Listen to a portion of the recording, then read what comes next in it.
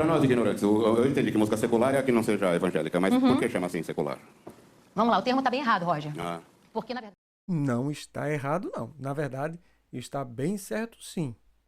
Olá, eu sou o professor João Lima e você está aqui no nosso canal, nesta Lupa Cristã, onde nós fazemos alguns comentários aí sobre o mundo gospel. Se você já me conhece, então já deixa aí seu like, já deixa seu comentário aí dizendo o que é que você acha aí da Fernanda Brum.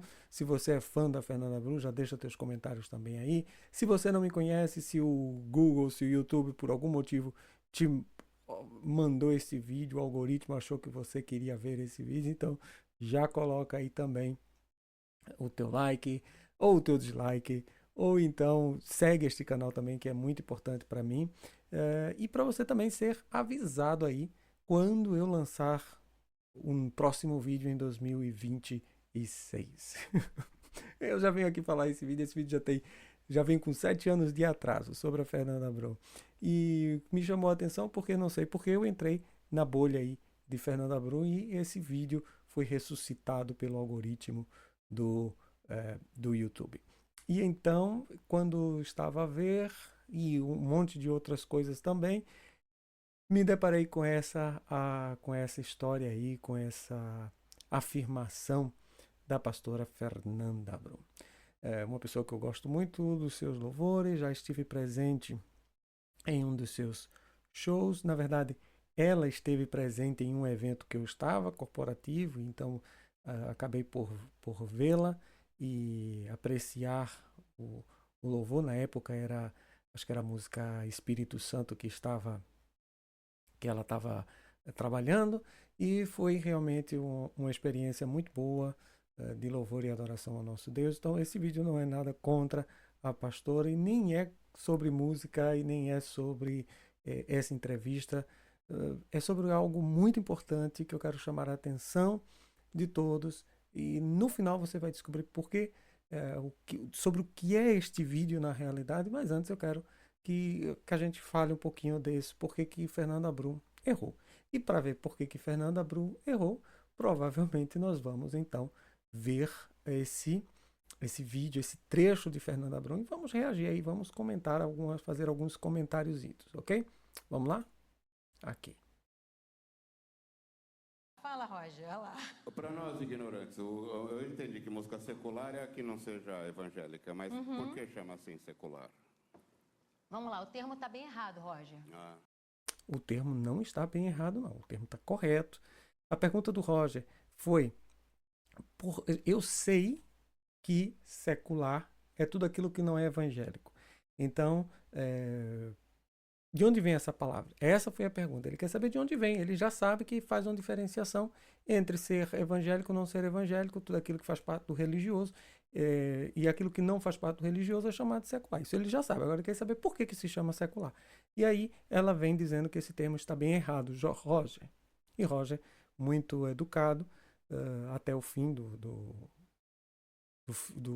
da entrevista ou da resposta dela, apesar de que essa resposta, por que se chama secular, não foi respondida. Porque, na verdade, a primeira música cantada no Brasil, historicamente, foi uma música gospel, de um inglês que ficou preso entre os tupinambás. E aí a música gospel data do descobrimento do Brasil e um pouquinho mais à frente desse inglês que veio assumir o Forte dos Bruns no nordeste do Brasil. Então, na verdade, a primazia da musicalidade brasileira é gospel. 30 anos depois é que se grava a primeira música popular brasileira, que o gospel hoje também é considerado música popular brasileira. Mas a primeira música não religiosa é gravada 30 anos depois em discos de cera no Brasil. Então, de fato, a nossa música gospel é que seria a música secular. Mas para a gente poder compreender no seio da igreja e explicar qual é a música dita inspirada pelo Espírito Santo e que fala das Escrituras, a gente chama de música cristã, música gospel. entendi. E aquela que não é inspirada pelas Escrituras, a gente chama de música popular. Então tá bom. Obrigado. Ou secular. Agora vem. Bom, essa explicação dela tem muitas camadas de comentários aí que eu gostaria de fazer, mas não vou fazer de todos, não. Ela mistura a pergunta por que se chama secular com a primazia da música no Brasil, entra os Tupinambás, entra o Forte do Brum, entra o Nordeste, entra a música de cera, entra o início, o descobrimento do Brasil, um pouco mais além. Me parece muito uma senhora que tem na internet que ela fala sobre o planeta Terra, que faz revolução com o planeta, com o planeta Júpiter, que faz revolução com o planeta Oceano. Não sei se vocês já viram essa senhora que explica nada com nada. E parece que a Fernanda Brum, nesse momento aqui, imitou esta senhora, porque realmente está confusa a resposta, falou nada com nada. Infelizmente, ela não foi feliz nessa resposta. Ela está errada em muitos níveis. Historicamente, gramaticalmente, etimologicamente, em diversos níveis. Então, vamos lá primeiro lugar. Eu vou mostrar aqui de onde se origina a palavra secular que nós utilizamos para tudo aquilo que não é da igreja, tudo aquilo que não é evangélico, ok? Depois, passado esse ponto, ela lança aqui, ela diz aqui que a primazia da música brasileira é evangélica, é gospel. Eu acho que para que esse discurso dela faça sentido, porque é preciso que quando eu responda alguma coisa, na minha cabeça a pergunta tem um sentido e eu vou tentar dissertar sobre isso, ou então eu sou a louca daquela mulher do planeta Oceano, né? Então o que acontece? Eu acho que na cabeça dela a resposta era assim, que secular está referindo-se a séculos antigos, feito primeiro, os primeiros séculos. Não entendo. Por quê? Porque só assim eu vou tentar falar da primazia, porque não tem nada a ver a primazia com secular. Então, quer dizer, a primazia, a música secular deveria ser gospel porque ela foi a primeira cantada no Brasil.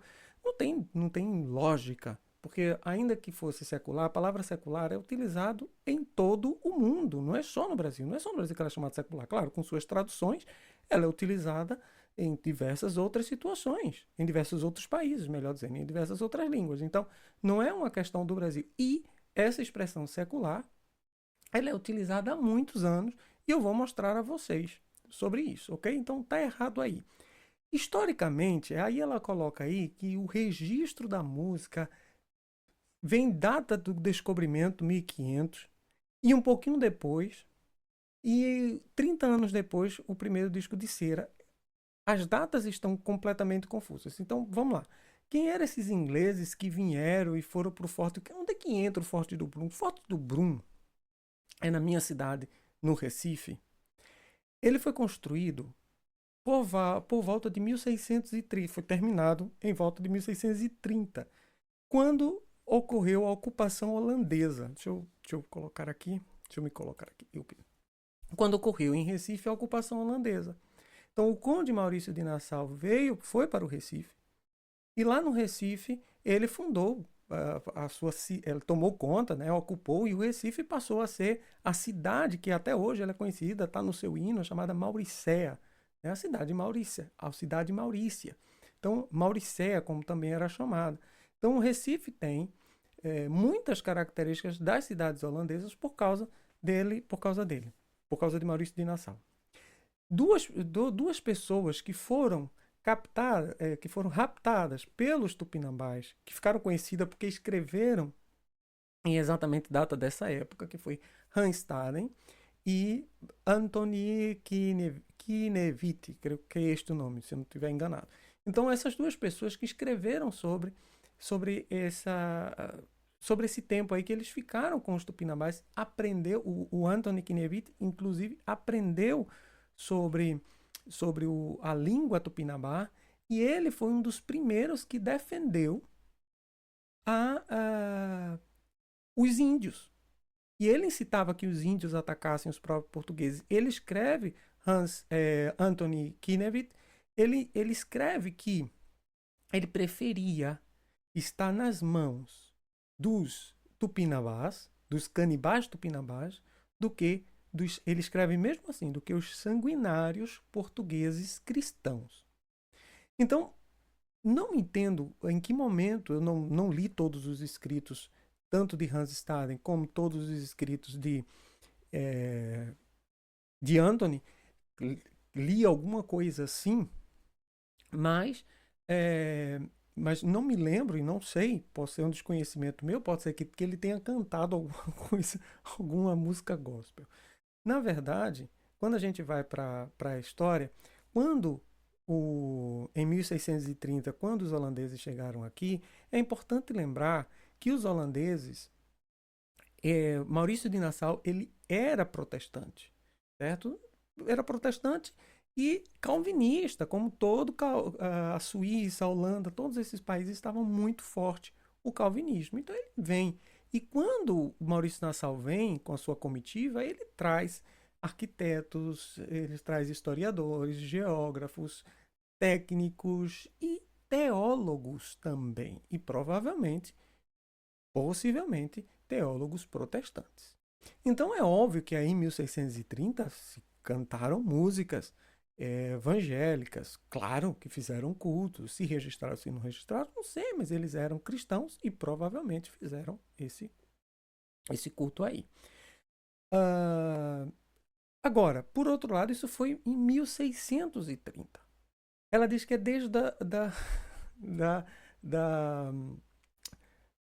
do descobrimento, em 1500. Mas é claro que no descobrimento, como foi descoberto por portugueses, e o que se cantava na época era o canto gregoriano. Os jesuítas trouxeram o canto gregoriano, que é aquele canto, que é aquele tipo de canção que só utiliza-se músicas, né? Perdão, que só utiliza vozes na hora de cantar, e que chamava-se canto-chão. Primordialmente, né, a voz. Então, eles provavelmente cantaram ali um canto gregoriano. Por quê? Porque eles já até rezaram a missa no primeiro. Então, aquilo que foi uma música cristã ou uma música sacra, que vamos diferenciar aqui música sacra dentro do cristianismo, sem fazer diferenciação entre o catolicismo e o protestantismo. Então, já ali no coisa, já teve ali uma música sacra rolando ali na primeira missa, até porque a própria missa já era cantada, né? Ela é cantada já desde o início. Então, a gente tem, claro, a gente pode ir também, que é óbvio que os índios também já produziam algum tipo de música antes de chegar os portugueses, é óbvio, né? Então, a gente vai também falar isso, a primazia então é indígena, não é nem portuguesa, não é nem cristã, nem secular. Aí ela lança o disco de cera. O disco de cera foi produzido no Brasil pela primeira vez no ano de 1900 e alguma coisa, 1902, 1903, na Bahia. Acho que foi um baiano que gravou. Se eu não estiver enganado, posso estar enganado aqui com as datas, com a localização. Com as datas não, foi 1902. Então, 1900, ela disse 30 anos depois. Então ela está colocando o Forte do Brum no ano de 1870. Para que 30 anos depois, não existe, quer dizer, 1870 o Forte do Brum ainda existia, existe até hoje, está lá na minha cidade, na cidade do Recife, mas é como um museu militar, mas ali, 1870, ele já estava fora já não havia guerras ali para ele ser utilizado, né? Ele já estava ali sendo preparado para um museu, né? O que vai acontecer algumas poucas décadas depois, 1920, 1930, alguma coisa assim. Então, 1902, 1870, o Forte do Brum não estava com os tupinambás. É complicado. A história é muito complicada, ok? Então, tudo isso está historicamente errado, sequencialmente errado. A resposta não era o que ele perguntou. A primazia da música brasileira é evangélica, não é evangélica, não importa. Se foi a primeira a ser cantada, pouco importa. Não tem relação isso, e não tem verdade nisso. E eu vou mostrar aqui a vocês a partir de agora por que se chama secular. De onde vem essa palavra secular? Responder a Roger, apesar de saber que ele não vai ver esse vídeo, mas você pode deixar seu like, deixar seu comentário aqui, ok? Ele diz assim, ó. Deixa eu ver se eu consigo. Aqui, ok. Ele diz, olha. Lá em 2, a gente vai ler 2 Timóteo, capítulo 4, versículo 10. Vamos ler Gálatas 1:4. Vamos ler 2 Coríntios 4:4. E vamos ler Efésios 6:12. Diz assim, ó, porque Demas me desamparou amando o presente século. A palavra aqui, séculum, né, aion, é utilizada e é traduzida em latim para séculum, século, e é traduzida para o português por século. Tanto que a palavra seculares vai ser utilizada para a palavra secular.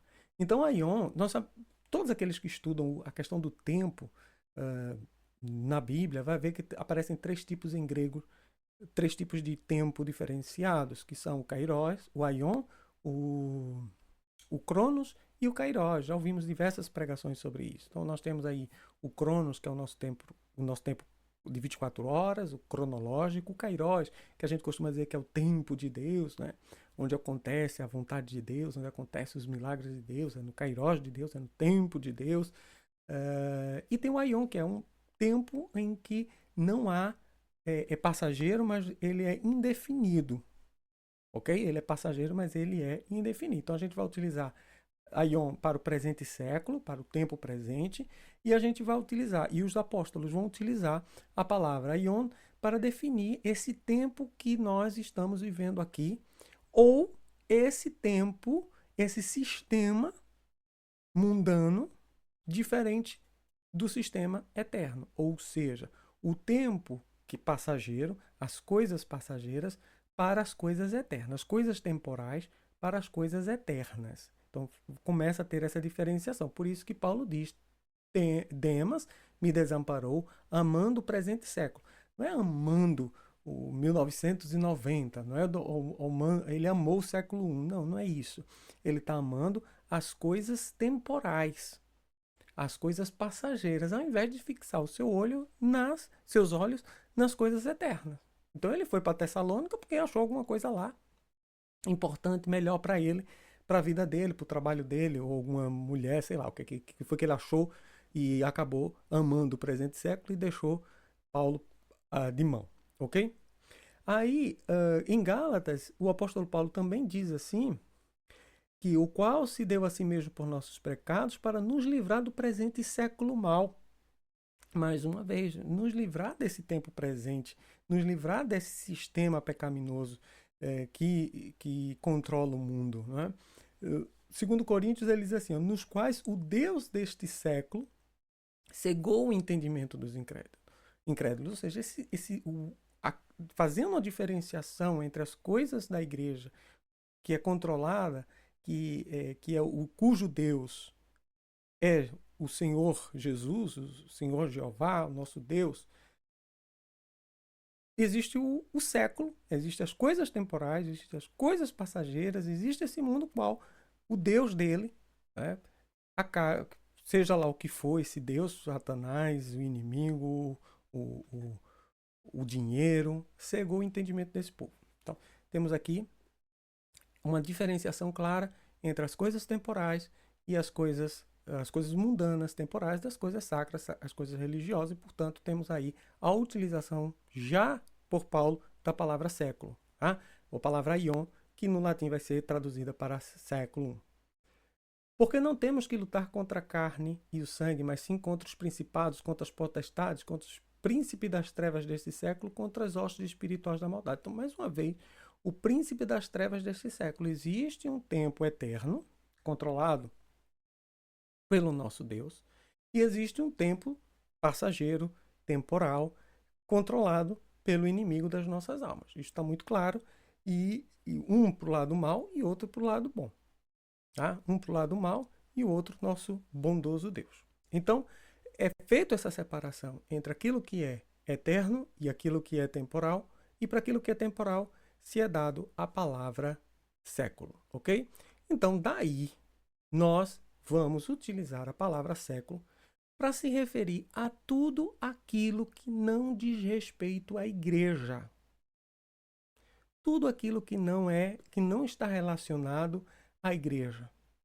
Todos os louvores que não são inspirados, a gente vai dizer assim, inspirados não é a palavra correta, que não foi desenvolvido para o culto, para a adoração a Deus, nós vamos chamar de secular.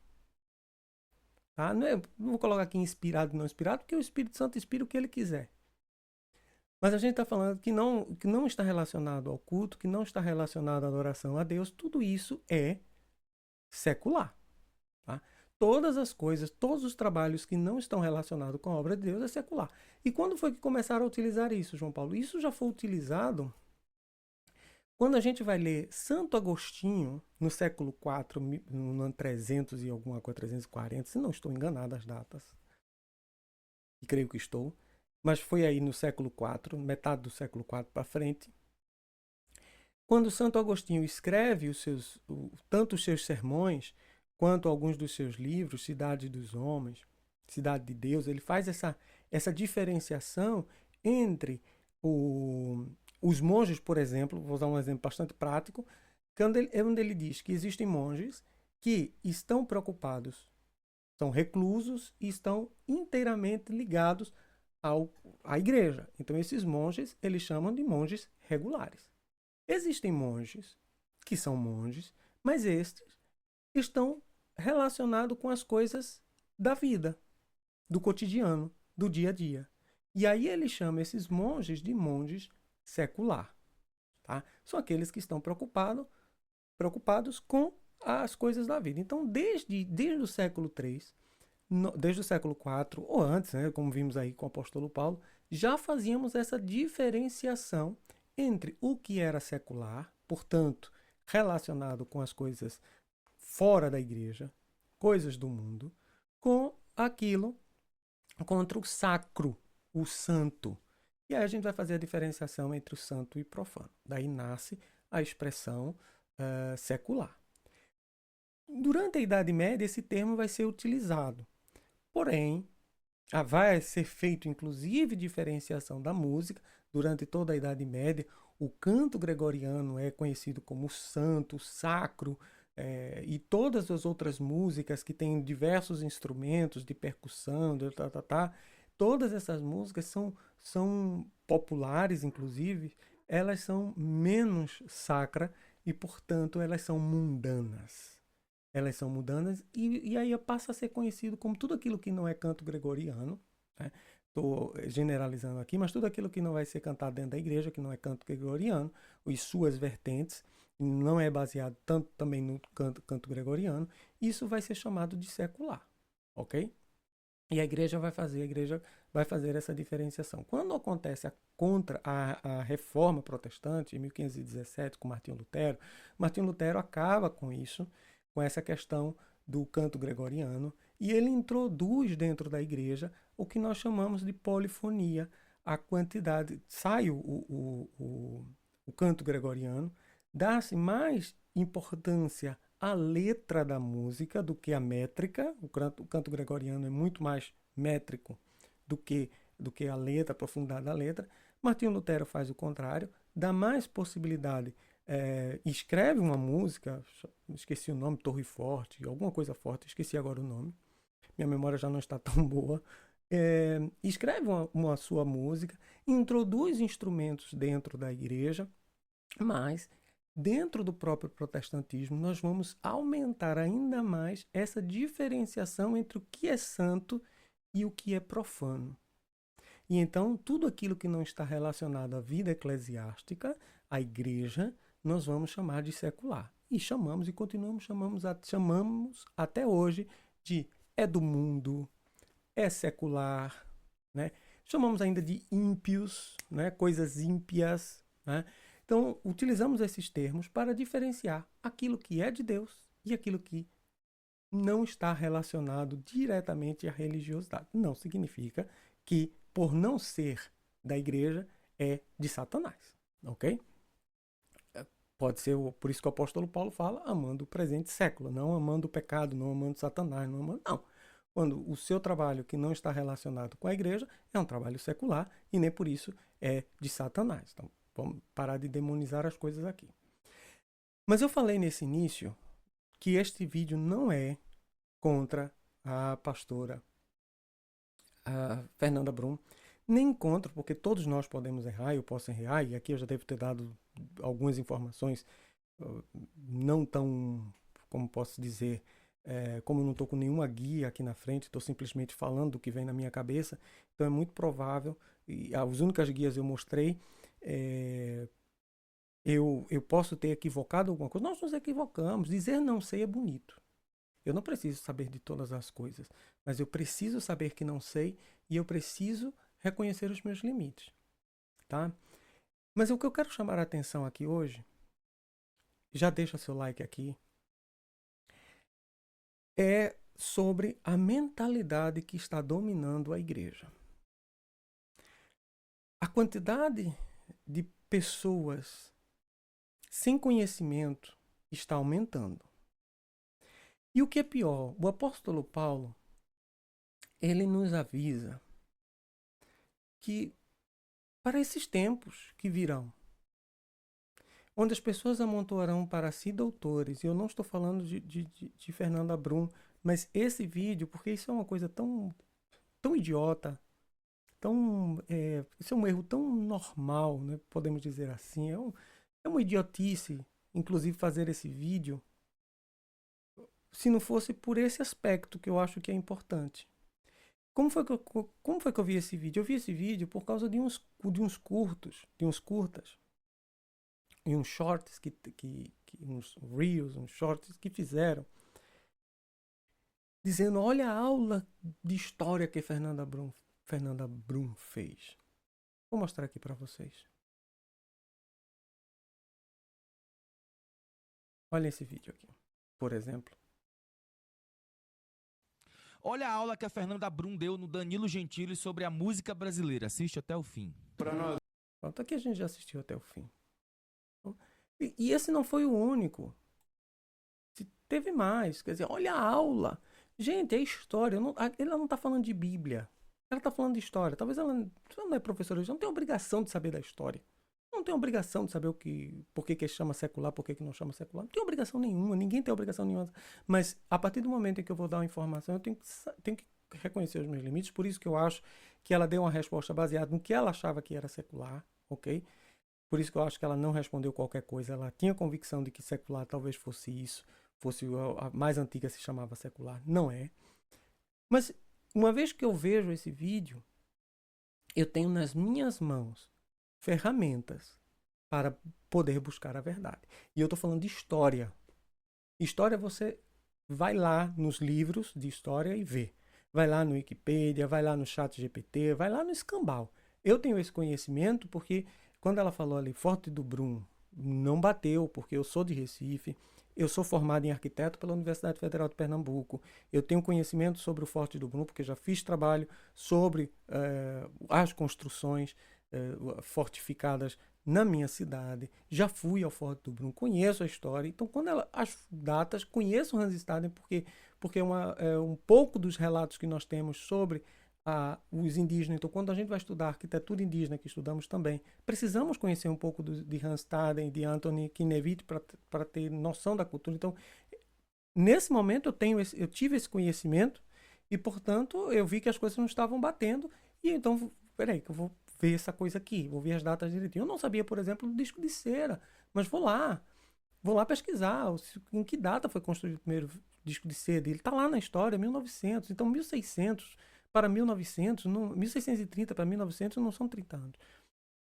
A gente precisa entender, e chamando a atenção, que ela está falando de história, ela não está falando de algo espiritual, ela está falando de algo que você acredita ou você não acredita, são dados. Não precisa de fé para ver os dados. Está lá. E sabe o que as pessoas fazem? Não fazem. O dever de casa, o mínimo.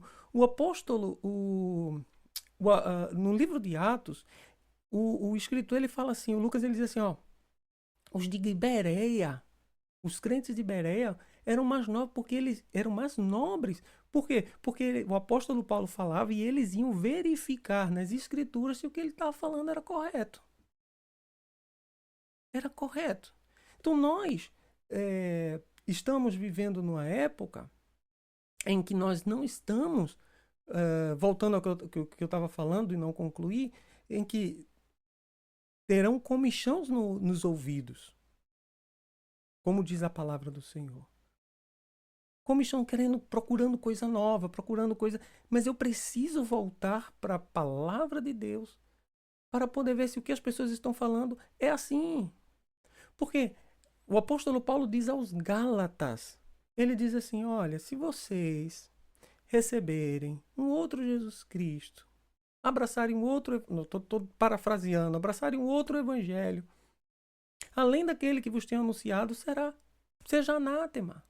E aí ele diz também, acho que é aos Coríntios, ele diz, e vocês já receberem um outro evangelho, vocês vão sofrer. Então, ele diz ele nos informa isso. E aí, por que eu estou falando isso? Eu vou trazer aqui para vocês, porque eu amo ir nos comentários.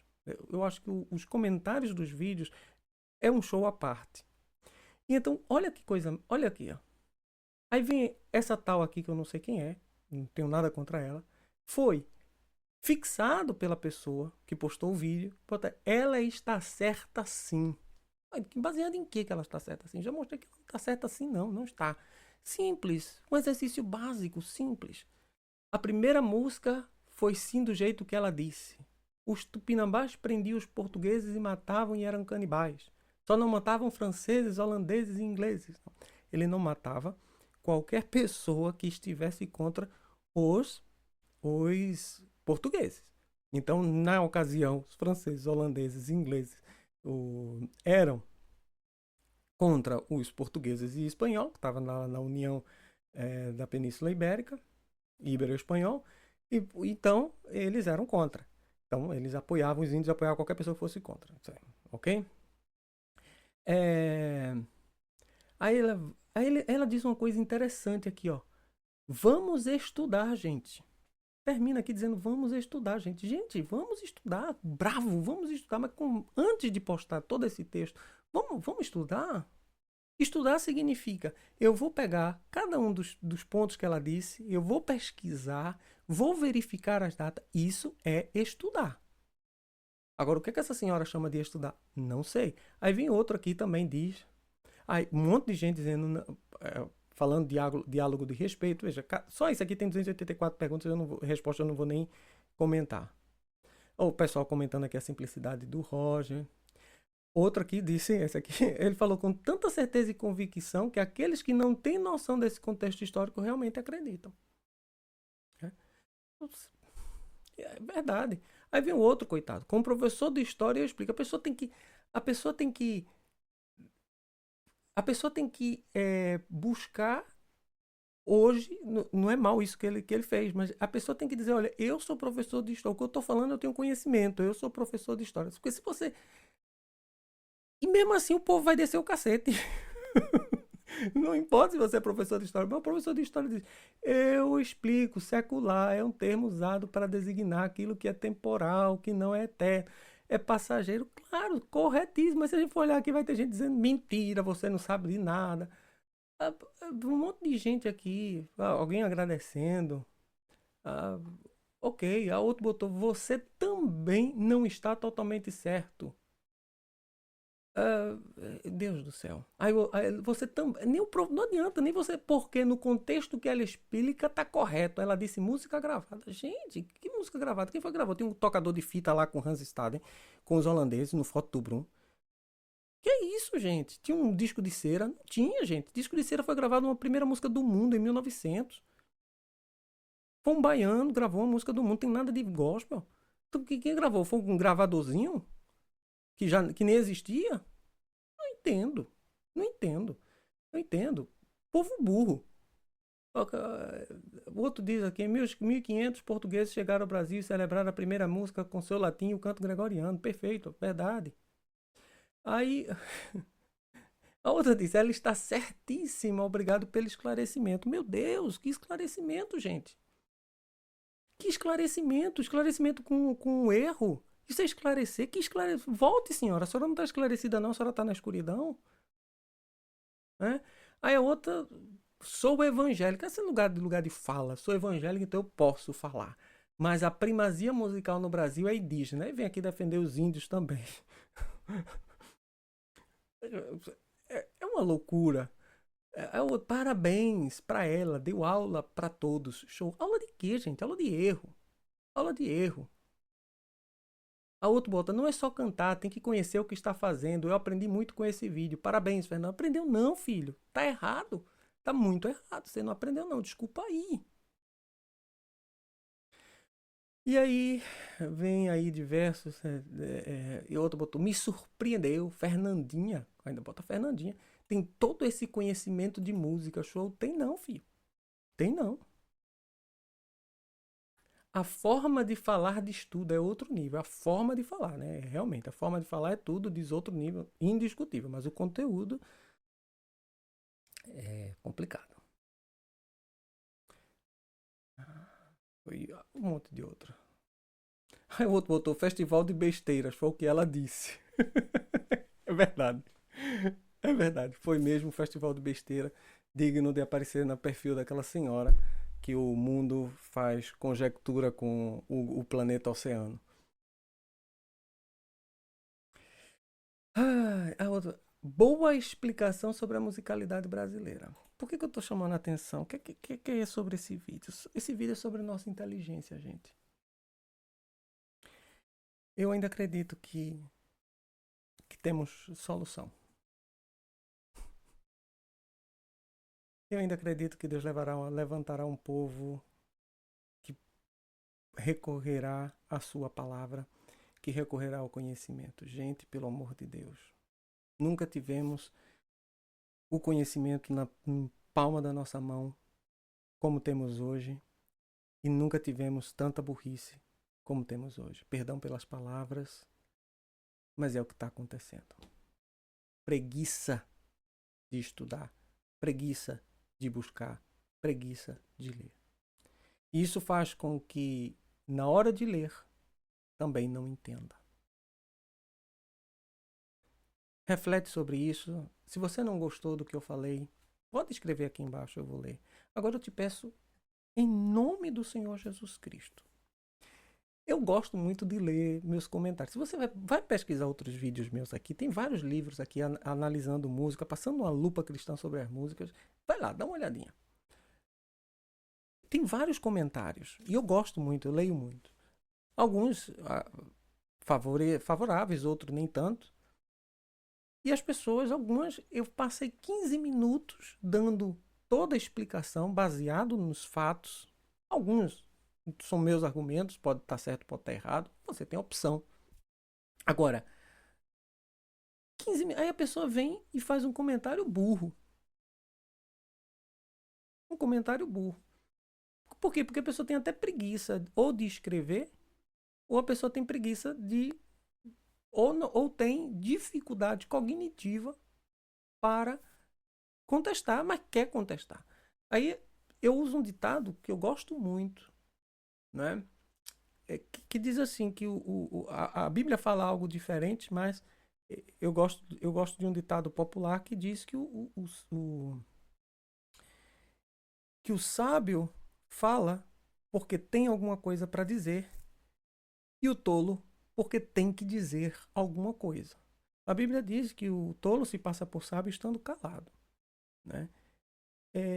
Então que a gente reflita, até os nossos comentários aqui embaixo, que eu gosto muito. Alguns eu vou lá e respondo, outros eu não me dou o trabalho, porque se eu passei aqui 15 minutos, 20 minutos falando e a pessoa não observou, então não vai ser uma resposta que a pessoa vai ler e vai entender. Se vídeo falando a pessoa não está entendendo, escrevendo também não vai. Você não tem obrigação nenhuma de concordar ou discordar de mim. Mas você tem a obrigação de pesquisar se o que eu estou falando está certo ou está errado. Essa obrigação você tem, porque trata-se da sua inteligência. Aí depois que você pesquisar se o que eu estou falando está certo ou se o que eu estou falando está errado, aí você vem aqui, olha, João Paulo, é assim. O Hans Stad é assim, de acordo com isso, olha, isso aqui. E eu vou ficar muito feliz em voltar aqui e dizer, gente, eu errei. Porque errar é humano, faz parte. Até esse momento, esse é o meu conhecimento. E eu espero que o seu conhecimento possa acrescentar conhecimento ao meu conhecimento e amanhã eu ser mais inteligente, ter mais conhecimento, ter mais sabedoria por sua causa. Agora, não vem falar besteira, não. Fala, ajuda no algoritmo aí e eu dou muitas risadas aqui na minha casa. Então, olha, Forte abraço para vocês. Inscreve-se no canal, me ajuda aí para... Quem sabe eu tenho mais vontade de fazer mais vídeos. Envia vídeos, dá sugestão de músicas para que eu passe a lupa também. Contribui aí para este canal, ok? Contribui aí para o reino de Deus. Que Deus te abençoe, te dê vitórias em nome do Senhor Jesus.